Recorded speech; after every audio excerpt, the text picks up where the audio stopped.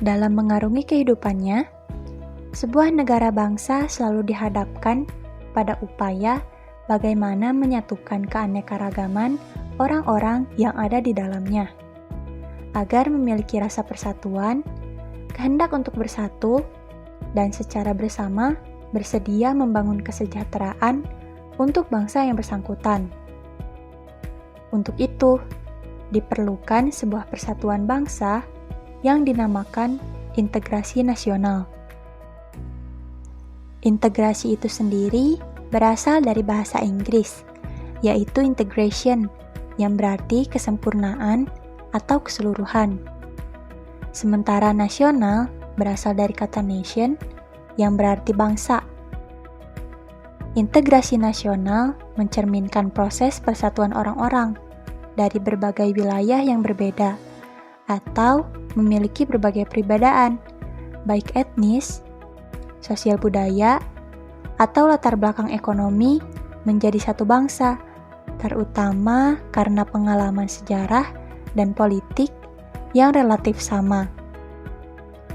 Dalam upaya mewujudkan integrasi nasional Indonesia, tantangan yang dihadapi datang dari dimensi horizontal dan vertikal.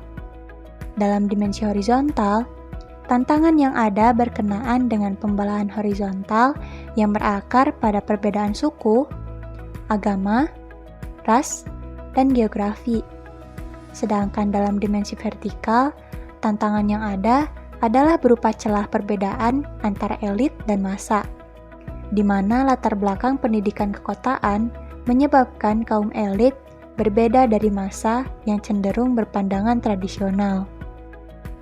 Terkait dengan dimensi horizontal, salah satu persoalan yang dialami oleh negara-negara berkembang termasuk Indonesia dalam mewujudkan integrasi nasional adalah masalah primordialisme yang masih kuat. Titik pusat goncangan primordial biasanya berkisar pada beberapa hal, yaitu masalah hubungan darah, jenis bangsa, bahasa, daerah, agama, dan kebiasaan. Masih besarnya ketimpangan dan ketidakmerataan pembangunan serta hasil-hasil pembangunan dapat menimbulkan berbagai rasa tidak puas dan keputusasaan di masalah SARA, gerakan separatisme dan kedaerahan, demonstrasi, serta unjuk rasa. Hal ini bisa berpeluang mengancam integrasi horizontal di Indonesia. Terkait dengan dimensi vertikal, tantangan yang ada adalah kesediaan para pemimpin untuk terus-menerus bersedia berhubungan dengan rakyatnya. Pemimpin mau mendengar keluhan rakyat, mau turun ke bawah, dan dekat dengan kelompok-kelompok yang merasa terpinggirkan. Maka, kita sebagai pemuda yang merupakan aset bangsa mempunyai peran dan posisi yang penting bagi kelanjutan kehidupan berbangsa.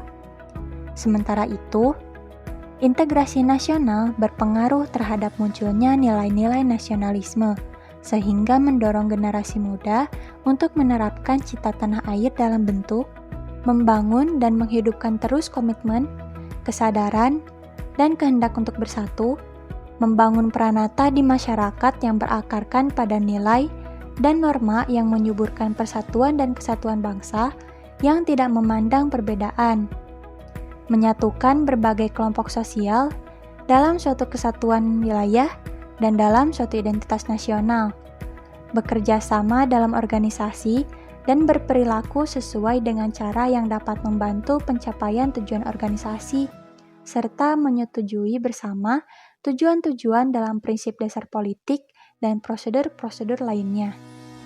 Persoalan bangsa memang tidak dapat segera diselesaikan, tetapi setidaknya dengan membangun kesadaran bagi pemuda, maka masalah integrasi nasional masih memiliki harapan untuk makin diperkokoh.